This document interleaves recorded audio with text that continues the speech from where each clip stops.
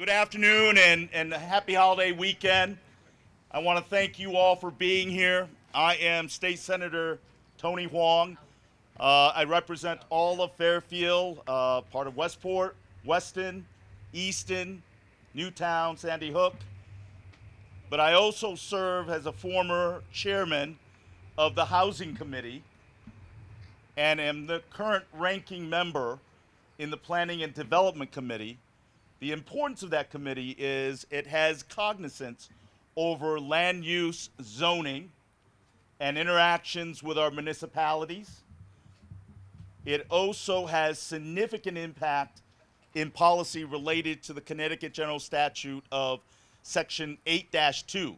It may seem like Greek to you, but 8-2 is the statutory guideline that governs state control versus our local planning and control entities. And we've all heard of 830G. That is also under the cognizance of the Planning and Development Committee and also the Housing Committee. We are here today to provide you with information. Information that bills that are being discussed, debated, and possibly voted on that will have an impact in our community. We have a truly bipartisan collection of experts to offer perspectives on bills and issues. The bills that will be discussed by the various experts and community advocates are in the area of transit-oriented design. We'll make these bill numbers to you with live links so that you yourself can read the bills and better understand its impact and not just simply take other people's word for it. Because it is important for us to be engaged and to be informed and to be able to have your voice be heard by your representatives in Hartford as we consider making laws that will impact our community and you yourself. So we're going to discuss transit-oriented design, which is House Bill 5429. We're going to discuss a bill called the Fair Share Bill, which is running a parallel to 830G legislation in regards to affordable housing. We're going to talk about the impact on local planning and zoning board that has already been passed. That's one of the things that may be a surprise to all of you, because last year, the General Assembly passed a comprehensive planning and zoning bill that already impacts our community. And we'll talk a little bit more about that bill and its impact. We're also going to get some environmental perspective on how density building will impact our environment by sewer, septic, and impact in the community. And someone needs to move their car so this good man can get home for his holidays. All right? And we're going to talk a little bit about one of the effects of last year's bill, which is the Commission on Connecticut's Development and Future. I want to begin by introducing my colleagues in the Connecticut General Assembly.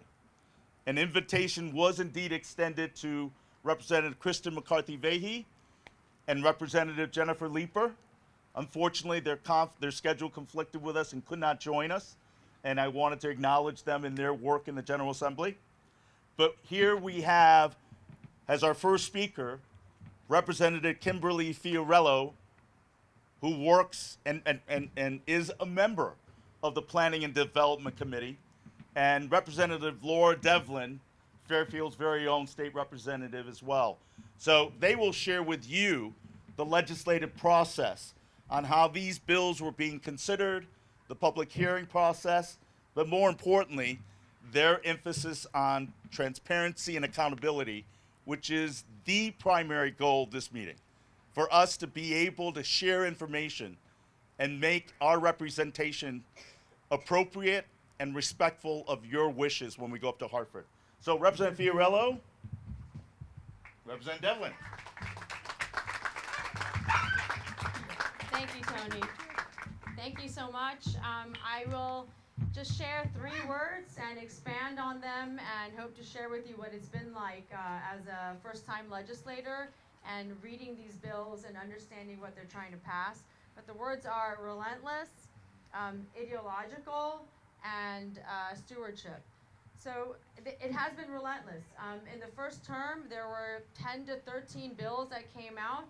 They were all bills designed to take our local voices in zoning and land use away, and to usurp power, and to have the state design our towns, and also hand in hand with cronyism, and hand a lot of some of our best, some of our most delicate decision making to the favor of developers. This time around, we saw, again, in the short session, like 5 to 6 bills, and they started out with, we realized that they were hiring professionals. And so these were not local grassroots people like ourselves and like you, but rather professionals who were being paid. Early in January and in December, we saw advertisements to hire an executive director paying $80 grand a year. And so, they are able to put that kind of time and attention to creating these videos and putting forth their testimonials. But truly, we are against relentless activists. We, the citizens, the people of our towns, we have to be as tireless as they are. The second point was ideological. One, their ideas don't work. 830G, with which we've been living for 30 years, has not produced what they said it would, which is more affordable housing in our towns.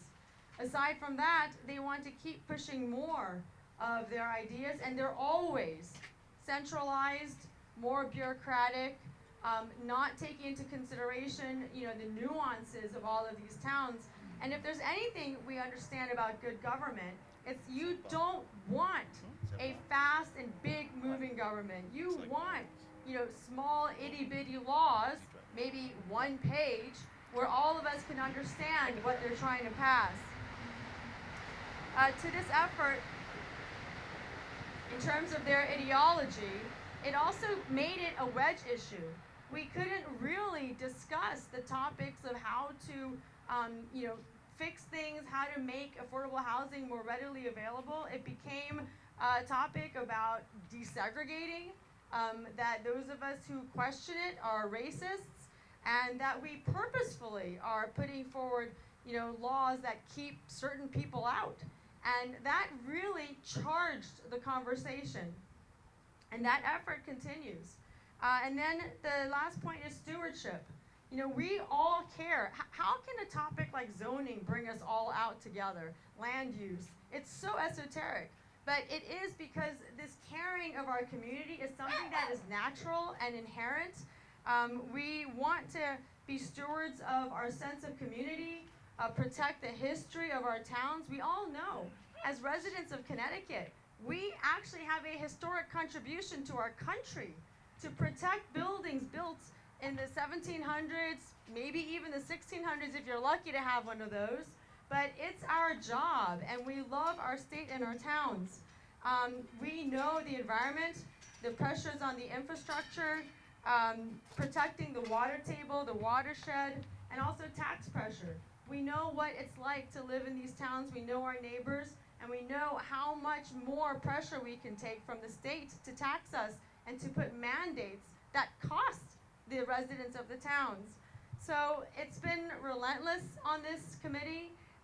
It's been an ideological fight to be clear-minded and defend private property rights and to defend individual rights.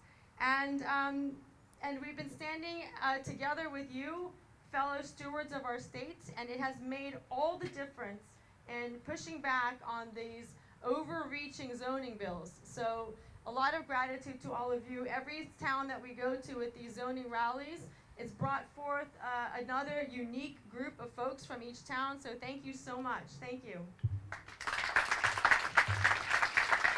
How do you follow that? Nice job, Kim. So I do not serve on the Planning and Development Committee, but I do want to thank Senator Hwang and Representative Fiorello, who are such fierce fighters. And the most important thing, I believe, is that there are so many big, serious policy issues that are discussed in our state government, and they barely leave the Capitol. A few years ago, along with one of my colleagues in the Senate, we led a fight against tolls in our state that I felt would be crushing for the citizens of our state, the most highly densely tolled state in the nation, with an open spigot to keep taking more money out of your pockets. And I really applaud Senator Hwang and Rep. Fiorello and the other advocates who are here for taking this message out, taking it out of the Capitol and informing all of you. And thank you for making the effort to be here and to hear this message, because what it does take is citizen engagement to put pressure on legislators to not move forward this kind of legislation that does nothing good, I would say, for our community in terms of preserving the historic charm and nature that makes Connecticut and our town so unique. So I really just want to offer my thanks for the great work that you are doing, and to all of you, spread the word, stay engaged, because that's what it takes. In this short legislative session, everybody I talk to is amazed at the tidal wave of things that are coming through the process that should not be in this short session. And honestly, I don't know if it's because the balance in the legislature is so swayed, and that imbalance may not exist in the future. There's nothing more important for good government than having balance in the people that are representing you. So thank you for being here, and thank you for organizing this. Thank you. Thank you, Representative Devlin. Thank you, Representative Fiorello, for serving in the General Assembly. I'd like to introduce Fairfield's very own First Select Woman, Brenda Kupchak, who had served in the Housing Committee with me and was a fierce advocate for the community in regards to 830G, and I do believe that we worked together and made the only change in 830G, which unfortunately will sunset this year. But let me introduce Representative, see, I keep calling her that, First Select Woman, Brenda Kupchak. Thank you, Tony. Thank you for being here today. Obviously, you all have heavy concerns on your mind about some of the stuff that's happening up in Hartford, and unfortunately, it is partisan. And it shouldn't be, because we all care about how our communities are overdeveloped, and it seems that Fairfield's been obviously under attack over about the last 10 years, with especially the 8-30G statute. I mean, it just comes and comes and comes. And when I first was elected to the legislature in 2011, I never even heard of the word 8-30G. And I was put on the Housing Committee, and I learned quickly about what it was. And Tony and I worked really hard to try to amend it. And let me tell you, when I say really hard, I mean thousands and thousands of hours of meetings and discussions with the majority to try to even get the smallest of changes made to the statute. And I mean small changes. It's just simply insurmountable to make the changes that need to be made. And when we finally were able to do that and get that bill passed, Governor Malloy at the time vetoed it. And we were able to muster enough votes to override that veto, which was really a hell of an accomplishment. But as Senator Hwang mentioned, it's going to sunset. All these other bills are of great concern, and as Representative Fiorello was mentioning, that this becomes sort of a name-calling issue. It's that you're trying to keep a certain level of people or certain minorities or lower income people out of your community, and that's just simply not true. That's just simply not true. Fairfield's a welcoming community. It's a diverse community. We have neighborhoods. I grew up here. I didn't live in a mansion in my first house, and many people that grew up in this town didn't either. And so it becomes this argument, instead of doing something that's really important, working together to actually increase affordable housing, and not 8-30G statutes or these other bills that only give you a very small percentage of affordable, and that's in quotation marks, because honestly, the median area income for our area is really not that affordable. So if people genuinely cared about providing more affordable housing, not just in Fairfield County, but throughout the state, then they should sit down bipartisanly and work on legislation that would really and truly make a difference. So I'm glad you're all here today, and I really appreciate our legislators that are fighting to have our voices heard in Hartford, because it's really important. Thank you. Thank you, First Selectwoman. I'm going to go right in with Mr. Francis Pickering. Mr. Pickering is a state and nationally recognized urban planning leader. He has been very active in an array of discussions and testimonies. I'm going to ask him to come up to offer his perspective and expertise on the transit-oriented development, just as his train is running through. And to also talk about the Commission on Connecticut's Development and Future. You may not know about this, but you need to, because it will be a significant impact on any future policy moving forward. So why don't I have Mr. Pickering come up, speak about the transit-oriented development proposal, the fair share proposal, and on the Commission of Planning and Future, Connecticut's future. Mr. Pickering? Thank you, Senator. I'm honored to be here and also honored to have been appointed to serve in the Commission of Connecticut's Development and Future. A couple of points before I get to your question. We've talked a lot about housing affordability, primarily through zoning, but any of you who have been to Home Depot recently have noticed that the cost of lumber has gone to the roof. What has the legislature done about that? Nothing. It's also practically impossible to get a contractor these days. Where has that figured into legislative discussions? Nowhere at all. Many of the factors that are driving the cost of housing in our state are not being discussed in Hartford. You're seeing them in your pocketbooks. And people shopping for homes are counting them too. But it's not being addressed legislatively. And that is a major problem. And that's part of the reason I serve on the Commission of Connecticut's Development and Future, because we understand zoning is part of the problem and it's part of the solution, but it's a small part of the problem, a small part of the solution. There are so many other factors that play into housing affordability. How about jobs? If you don't make enough money, you can't afford a house anywhere. Again, silence on that front. So, back to this commission. This commission is looking at several issues that affect housing affordability. They range from housing planning at the local and state level, septic and sewerage systems, and how houses in neighborhoods and streets are actually designed. For instance, you may not have thought about this, but the thickness of the asphalt in a cul-de-sac has a major impact on the cost of a home. It also has an impact for you down the road, and the town has to maintain that street when that street generates runoff, which then runs into Long Island Sound and pollutes it. There's a universe of issues we're looking at, and if you're interested, please tune into our meetings and direct comments to me and anybody else in the commission. We'd love to hear from you. Now, with regards to the bills for the General Assembly, the first bill Tony mentioned is a so-called transit-oriented development bill. That bill essentially would rezone a one-half mile radius around every train station in the state for what they call transit-oriented development. Now, Like this one. Like this one. And essentially would say local zoning, it will still be technically in place, but a developer can come in and build unlimited density on a single parcel. They could go as high as they wanted. They could go to 100 stories. They probably won't, but they could easily go to 8 stories. With up to 5 units per acre, there would be 0 affordability requirements. There is 0 requirement for any type of mixed use, restaurants, hospitality, doctor's offices, education, offices, retail. Transit-oriented development is defined under state law as having a mixture of uses, being a downtown where you can shop, eat, go to the doctor. This is a massive upzoning of all station areas for luxury condominiums. That's essentially what it is, and that, I believe, is who is funding this legislative push. It is not transit-oriented development, and it's also not affordable housing, because in effect, it would gut existing affordable housing laws.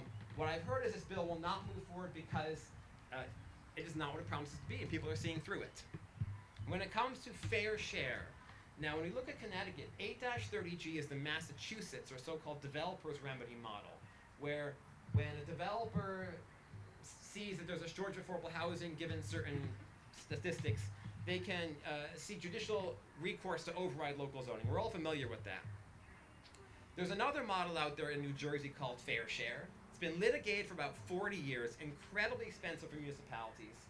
And instead of it being market-driven, it's driven top-down, where bureaucrats like me sit around and determine how much of each type of housing every town should have without consulting home buyers or consulting builders. We say, well, this town gets X and that town gets 2X, and if you don't build it, well, that town is in the wrong.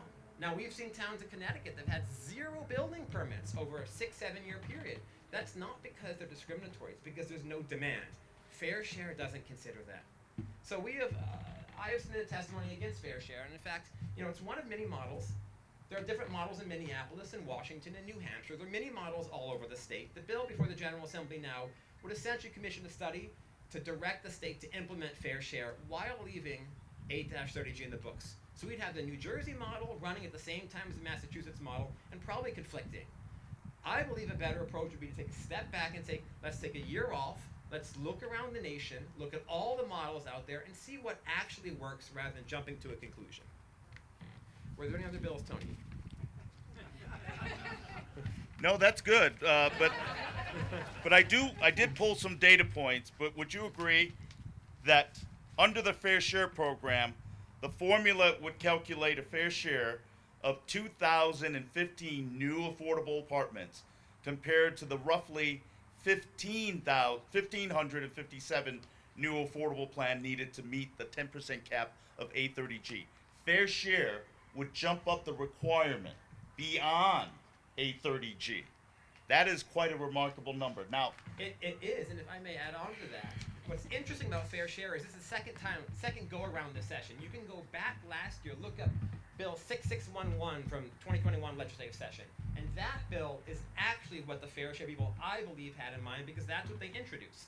And that bill calls for the construction of 300,000 new housing units over a 10-year period in Connecticut, enough to house over 750,000 people in the slowest growing state, or almost slowest growing state in the country. The only place I can figure those people would come from is if we emptied out Hartford, Waterbury, New Haven, Torrington, West Haven, New London, and practically every other urban area in the state, and left them completely disinvested, which is in nobody's interest. It's definitely not new urbanism. And if those units are not built by private sector, the public sector would have to build these housing units. The public sector would have to ensure they're properly marketed. The public sector would have to verify the income levels of the residents. And if the public sector doesn't do all these things, then they can be taken to court at any point. let me be clear on that number. 300,000 new units. And when you say public sector, it means the municipalities would foot the bill. Absolutely. Yes, the fair share essentially would force municipalities to build housing units for which there may be no demand. Thank you, Francis. I must say, I know these numbers, and even hearing them again depresses me. I want to introduce you, and I'm going to pivot a little bit because one of the considerations when you look at the village district of Southport, Cannondale, Greens Farms, the transit-oriented development for me may work in some communities, right? Stanford, possibly Fairfield Metro. But the bill considers every transit-oriented facility. It does not work here in Southport Village, nor in Greens Farm, nor, in my opinion, in Saugatuck Westport train station. I have Mr.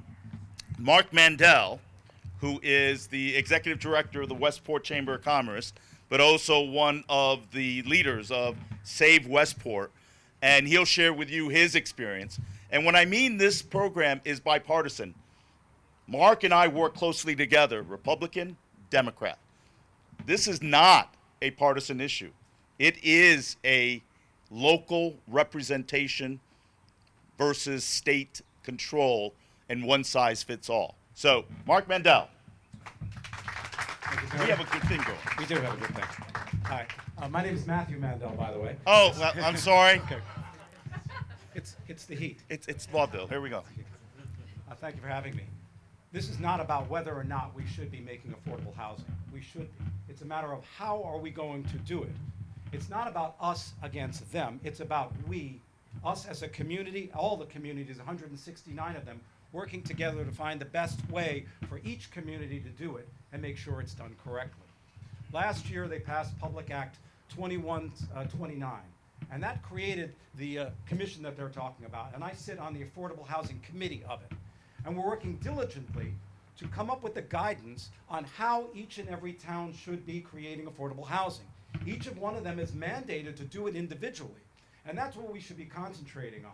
And what sort of irks me is that while this is in the process, while the state is actually doing it, and those volunteers such as me and Francis are sitting on, he's actually on the commission, I'm on the subcommittee, we're working on this, there are other bills that are coming down the pike that seem to take a different life of their own without waiting to see how each and every one of the 169 different towns address it. And that's where it should be going. Now, Tony talked about the TOD bill. Imagine if that was in effect right here. Imagine 3,000 more units right around here. This sleepy little village would be gone. It would never be happening again, but the problem with it is that it would never be able to occur. Why? The utopian view of building this would be that there'd be a completely wonderful, walkable community. But there isn't the butcher, the baker, the candlestick maker, and all of the physical infrastructure, the commercial infrastructure necessary to support it as it was being built. There isn't the sewers to make it work. There aren't the roads to make it work. So while they're talking about this idea of let's put 3,000 units all together here, they're neglecting the concept that none of these areas, none of these train stations, Cannondale, Greens Farms, Southport, Saugatuck, were built to accept this kind of density, to accept this kind of infrastructure to be able to do it. Everybody who's living there won't have all the things that they need. The schools are someplace else. The shopping is someplace else. The baseball fields are someplace else. Every single person there is going to need a car to then go elsewhere in the community to be able to exist. Essentially, it's a no-go. It really isn't the right way to do it. The right way to do it is to put it in the hands of the individual communities to sit and figure out how to do it. Westport in the last 5 years has put in 600 new units of housing. In our inclusionary housing zone, which I was a big advocate for, we require that 20% of all new multifamily housing has 20% affordability. That's the way to go about doing it. Have the towns themselves say, we think that this area could be built. We will allow you to put in 40 or 50 units along this area, and mind you, it must be 20% affordable. That way you get a mixture of uses, you get a mixture of people coming in, and then we have towns all throughout the state doing this together, and we create affordability, but we also keep local control, and we also keep the small town, and I use the word character, in it, that's how it feels, in place. The charm, the spirit. You can use different words for character, but it's the same thing. It's what we have here, this beautiful little community, and that's what we want to be able to keep. Bring in some affordability, but keep what we have. Thank you very much, Tony.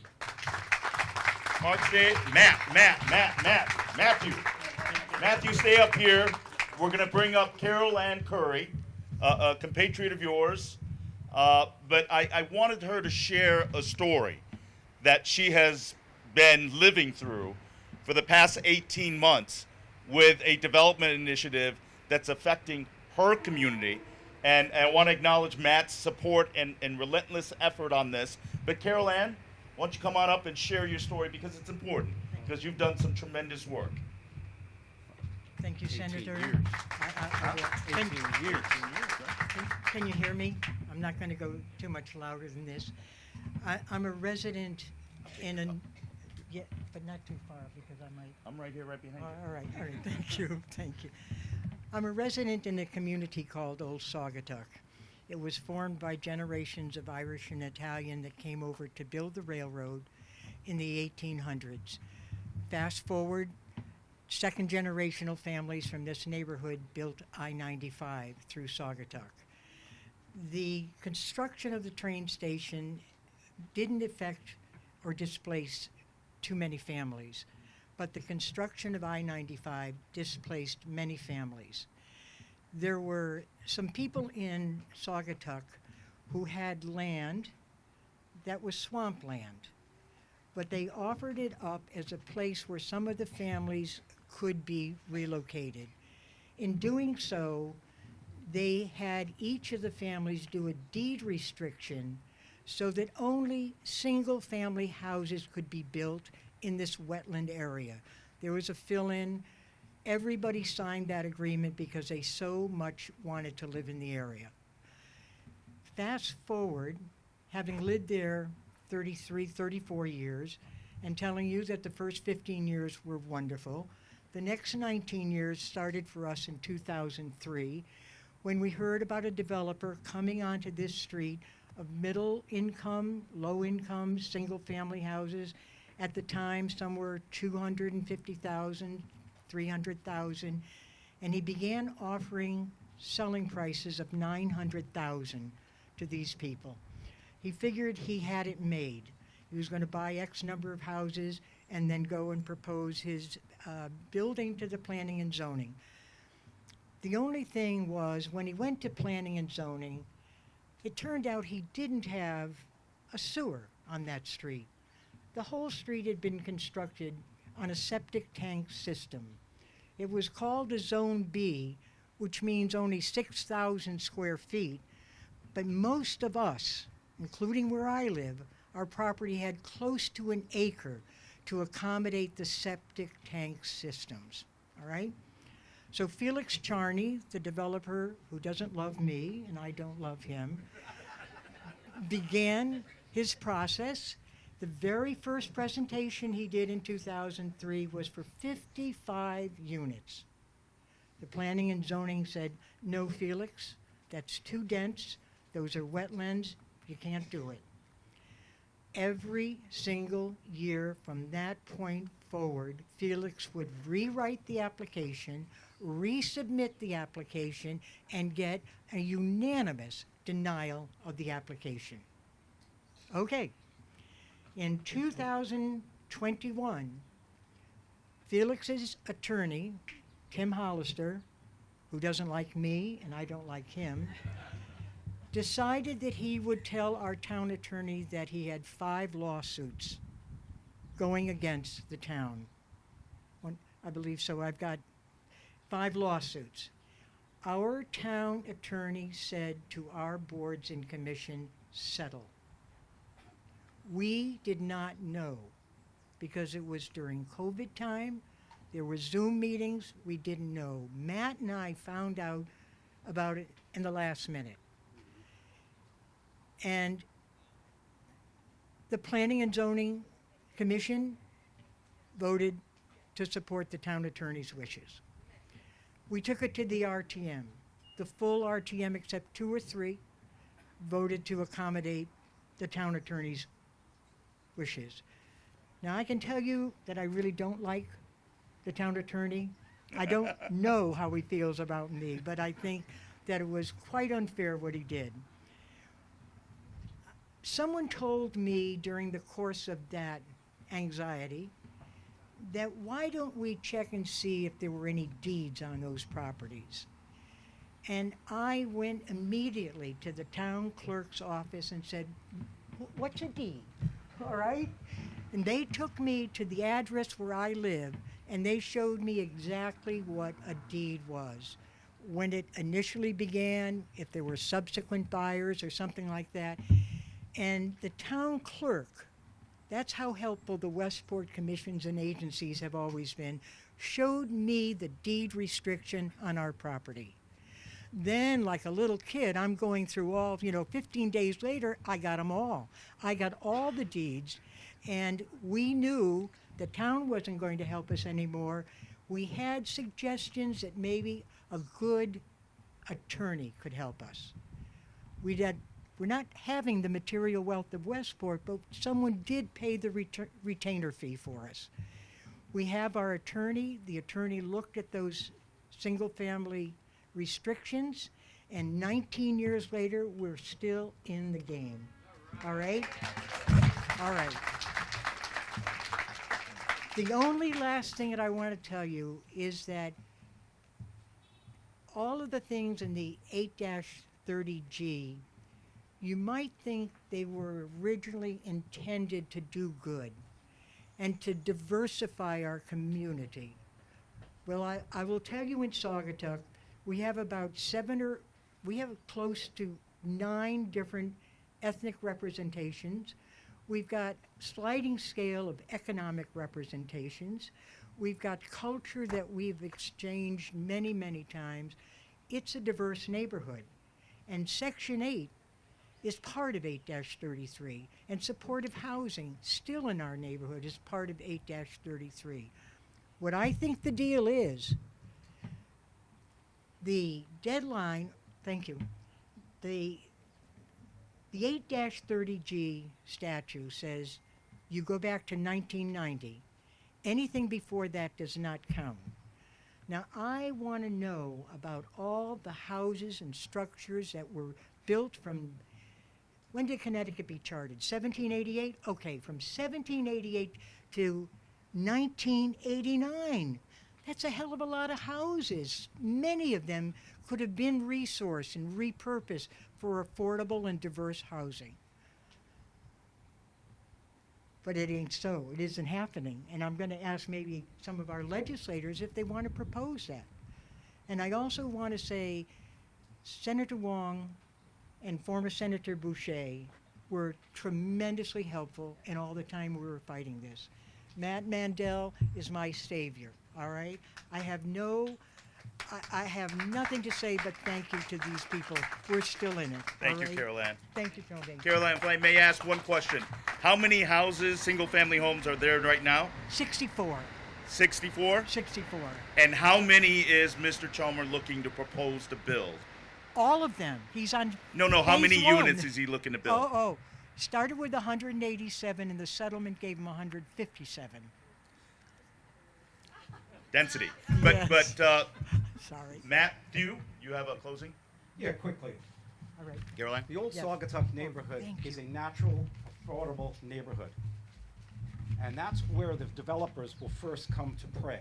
They will find the cheap places to buy, and then they will buy them and densify them and build luxury areas instead of keeping the middle housing that everybody wants in place. It already exists. This is the wrong place for the density that's occurring. It already is there. The affordability is there. It's natural. And the difference is it's not rental.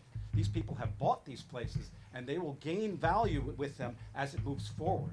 The difference between 830G and the other affordability is it's all rental. Carol Ann is going to live across the street from 4 high-rise buildings. Currently, there are 10 regular houses on 6,000-acre lots, small lots, not big lots, middle housing, which is all going to come down, and in its place is going to be apartment buildings, and that's what she's going to live across the street from. And that's her plight, that's her dilemma, and that's why for the last 19 years, we've been trying to protect the area. Thank you, Matthew. And that is the danger. That is the danger of this proposed transit-oriented development. The fact if that bill was passed into law, your community, Carol Ann, would have never had the legal recourse to challenge that decision because it would have been given as of right. We're going to pivot. I wanted to share that story because this is not just simply about politics and housing. It's about people's lives and their property and their sense of community that's being put into upheaval. And I want to make the pivot now to invite Mr. Spence. I say your name wrong all the time, Bob. That's okay. To be able to come up. Bob is the president of the Southport Conservancy, but also equally important is he's been an instrumental member, a contributing member of the Connecticut Trust on Historical Preservation. I would like for him to speak on both of the aspects in which he's involved in. One, the Southport Conservancy, what some of these bills would do to change the village nature, but also the consideration of historical preservation. Please, Bob. Thank you. Great. Thank you, Tony. Well, I'm going to come up with a quick quip. My wife suggested to me that to solve the TOD problem is that we simply close the Southport train stations. Would that solve the problem? I missed that, but I wanted to extend. No, that we simply close the Southport train stations. No, but I wanted to acknowledge. I was disturbed because I wanted to acknowledge First Selectwoman Putchett for being here and Representative Devlin. I think she has to go because she has to transverse the state because she is running for lieutenant governor. Just a little plug. There you go. Very good. Connecticut's a bigger state than she thought. Anyway, thank you, Tony. No, we want to keep the Southport train station. Okay, we'll keep the Southport train station. They are in fact historic properties. And over the years, over the decades, there has always been a conflict between historic preservation and development.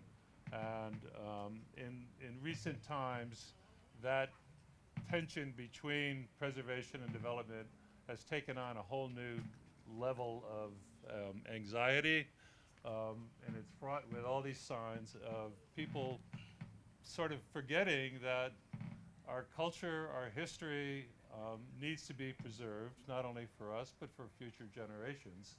And that tends to be ignored in the process of looking at all the other TODs and fair shares, et cetera, et cetera. And it's the role of the Conservancy and the historic, now called Connecticut Preservation, to see if one could at least put the brakes on this and to deal with the balance between trying to maintain this beautiful historic village and, you know, allowing for growth and development, but in a very orderly way that does not destroy what is a unique property. And the problem is not only in Southport, but under the TOD, you go all the way from Greenwich to Stonington, and every village like Southport, Essex, Old Lyme, Guilford, are all beautiful historic communities with a lot of history to them. All are being confronted with the same problem of, you know, developers. So there are communities that have taken it in themselves to put this down, and I applaud your work in Saugatuck. And I think we do not have great legislative powers to do things, but what we do have is the ability to command community support, community organization, and community interest to basically keep our historic properties in place without unruly development. There isn't really much more to say to that, other than we look to your support on the Conservancy, and the Connecticut Trust, as I still call it, looks for your support on more of a state level to keep historic preservation in place. Because as was pointed out, once that village is changed, once that house is ripped down, once this historic property is taken away, it can't be replaced. And at that point, we lose a great bit of our culture, our history, and what makes this a really lovely place to live. Thank you. Thank you, Bob. I'm going to invite up Alexis Harrison for her efforts in Fair Plan and her environmental advocacy. We talk so much about housing and density, but increased density has a significant impact on our environment and watershed areas. So, Alexis Harrison. Thank you, Tony. Great to be here. You know, not many of us think about zoning all the time. I do. I sit on the zoning commission now in Fairfield, but long before I was on the zoning commission, I was involved with Fair Plan. Fairfielders protecting land and neighborhoods. And that's been a vital part of our town here in Fairfield because we've advocated for our environment, for neighborhoods, and for appropriate development in the appropriate places. And that actually spurred me to run for zoning last year. You know, as sitting now on the zoning commission, I see firsthand how important it is for people's voices to be asserted. I know when people come before me, I listen to them because the neighbors know their areas best. They know the nuances of traffic, of infrastructure, and our natural resources. And one thing I've learned about being on the TPZ is that it also serves as a smaller version of the Environmental Protection Agency. We are the first defenders. We are on the front lines of environmental protection. And we have to remember that for future generations. We can't pave over everything. There is a balance, but we need to have voices. And we talk about TOD development in Fairfield. We're doing it. We have 3 buildings on the occupied right now down the road in the Metro Center, and we have one on the way. We don't need a mandate from Hartford to tell us to do that. We're doing it already. I'd also add, you know, when we're talking about protection of land, we need, you know, in the age of climate change, it is so important. We need to be there. We need to voice our thoughts, and we're the experts on topography, you know, ecology, a number of things, our built environment. We know it best. We don't need a one-size-fits-all approach. You know, in the last year with CT 169 Strong, we've crisscrossed the state and we've seen so many different villages and cities and suburbs. Our state is so beautiful and unique, and a one-size-fits-all to me is unacceptable, and I know it is to you. So let's be assertive, let's keep our voices out there, and thank you. I really appreciate your time. Thank you. And when we talk about the state versus local control, it is about our town leaders. It is about your local representatives here. In Fairfield, we have the RTM. I am so happy to report that the RTM members of District 10, we have Peter Britton, who's there in the crowd. We have Miss Story Tallman, as well as Frank Patisi. They're not here today, but I know they're very supportive of this effort. We also have the fourth member of the RTM, Ken Astorita, because it's important. You cannot make these decisions without local authorities. And I felt it was important to have Ken be present and speak and have a local representative voice. So Ken, good to see you. Thanks, Tony. I don't know, the last time I had a microphone in my hand, I broke out into song, so I'll try to make sure that doesn't happen here today. But anyway, for those of you that don't know me, my name is Ken Astorita. As Tony said, I am a member of the Fairfield RTM from District 10 right here in Southport.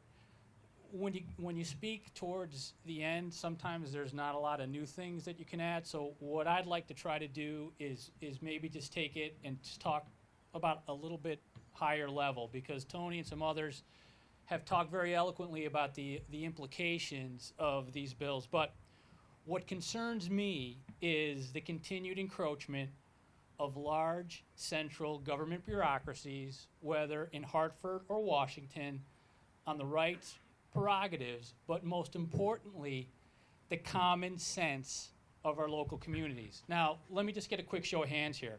How many people here believe that the towns, through their local zoning boards and commissions, are in the best position to make decisions about what should be built in their towns and where those buildings should take place in their communities? Let me see.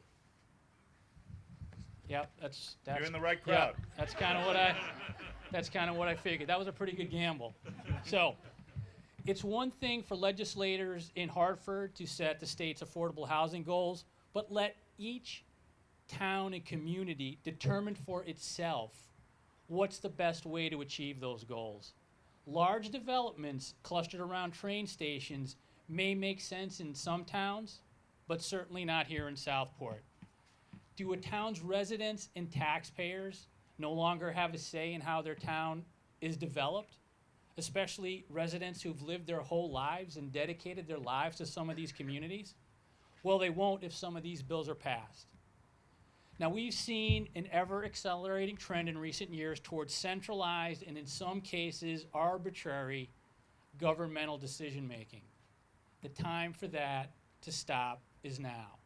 I'm not ashamed to stand up here before you and state that this nation was founded on the principle of limited government, and that the best decisions affecting people are those decisions made locally. Thank you.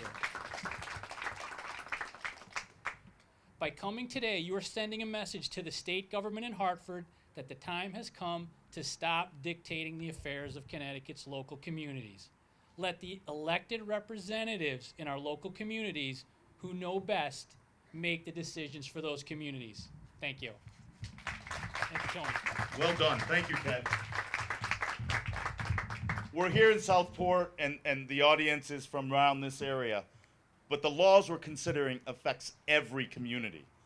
And I wanted to invite Mr. Stephen Mullen, who served as a former planning and zoning official and was a tireless advocate in regards to individual property rights and local control. But I wanted to have him be able to speak that it is not just about Fairfield and Southport. It's about every community.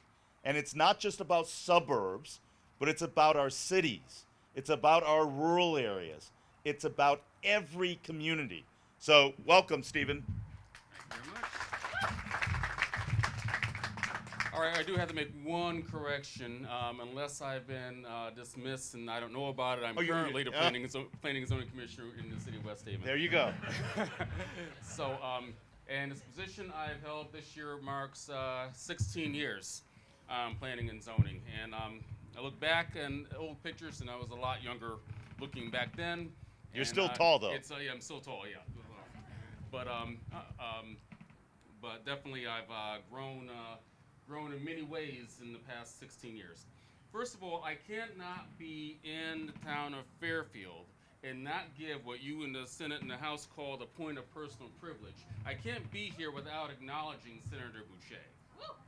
So I've known Senator Boucher probably for the past 25 plus years, or 25 or so years. So you start off in front, and then you made your way all the way to the back somehow or another, but only you can do that. So as a planning and zoning commissioner, as the senator said, this affects all 169 municipalities that make up the state of Connecticut. It does not just affect this area here. So we're all going to be potentially dealing with this and have dealt with what the ramifications of what was passed last year. As a commissioner, twice a month, at least in West Haven, maybe in Fairfield is different, but at least in West Haven, there is a public hearing roughly twice a month when applicants bring forth their plans for whatever they want to bring within the city. And the people within a certain geographical location of that proposal are able or given formal notices, and they can come and speak, and anyone in the town can come and speak either for or against the proposed application. That gives the citizens, the people of West Haven, the people of your individual communities, the right to have that checks and balances, to be able to make their decisions as to what they want in their communities. Now, I'll tell you this, in West Haven, during the public hearing, the applicants, the commission, and the residents work together to make sure whatever is needed for the residents is done by the applicant as best as possible within reason. Hartford is going to attempt to take that away from us in any way they possibly can. Freedom is under attack. Now, I'm not going to compare the attacks on our freedoms to what's gone on throughout the world and right now, especially Ukraine, but in a different way, without shooting any guns, without any bombs, and it's from our own people that we put in Hartford. Freedom is under attack.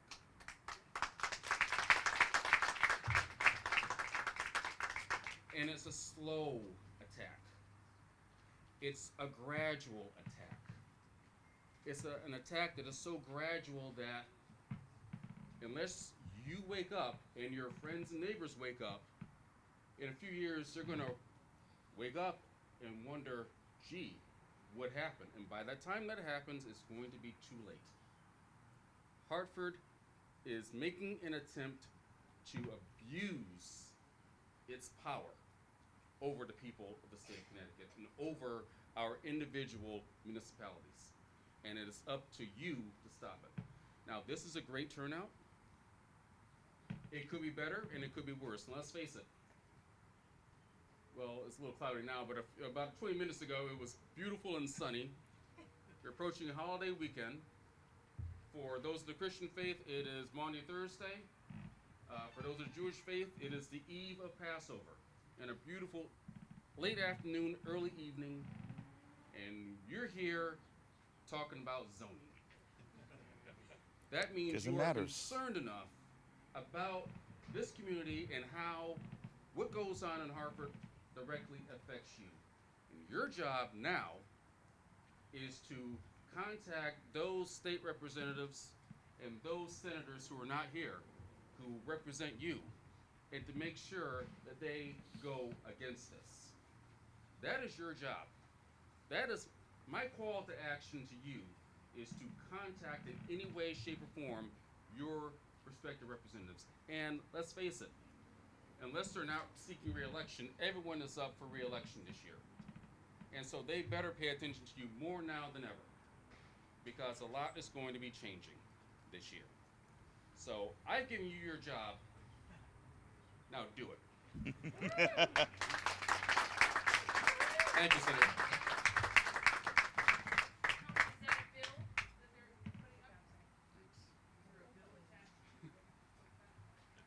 Yeah, I will get the bill numbers to you. We'll make sure to put it up on my website. You can go to Senator Hwang, HWANG.com.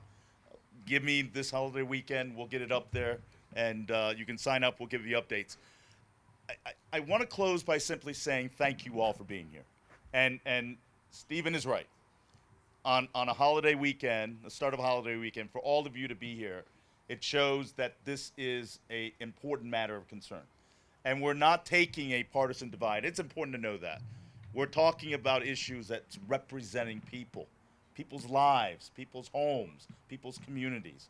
That needs to be the theme here. And we are all acknowledging that we have a critical need for affordable, accessible, and diverse housing in the state of Connecticut. No doubt about that. The challenge I have, the solution that's being offered right now, is a state mandate of one size fitting all. I have always advocated a solution that incorporates collaborative effort with local, community, state, and federal collaboration. That is the only way we can solve the challenge that's ahead of us. This is a great start, but it wouldn't ever be real and happening without the input of people like you that are out there.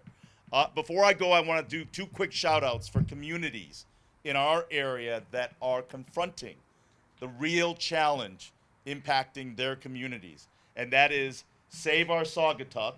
Caroline Curry did a great job. She sends out these SOS emails. I'm on the list 5 times.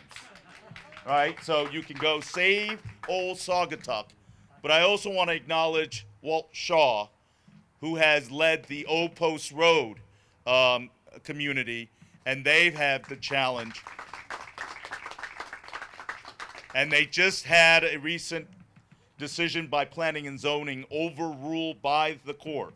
And they're at a position of incredible exhaustion, frustration, but at the same time, they're at a critical juncture to decide what to do next. Do they give up and fold up the tent, or they continue to fight and advocate for their community? So I would encourage you to go contact Walt Shaw or Old Post Road Association. Is that right, Walter? Yes, sir. Check it out, support them. And I think it's important, I'll leave on this note.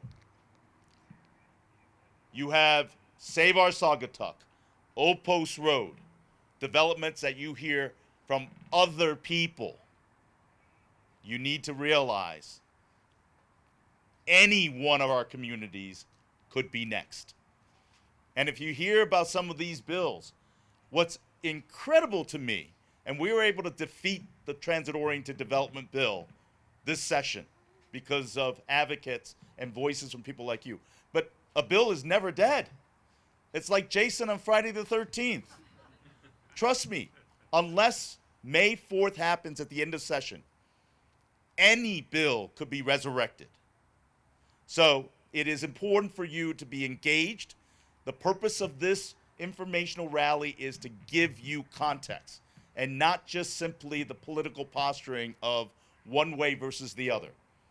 We're here to give you perspective and hear the real stories of people's lives being impacted. But the reality for all of you out there, your community could be next if your voice is not heard. So thank you very, very much for being here.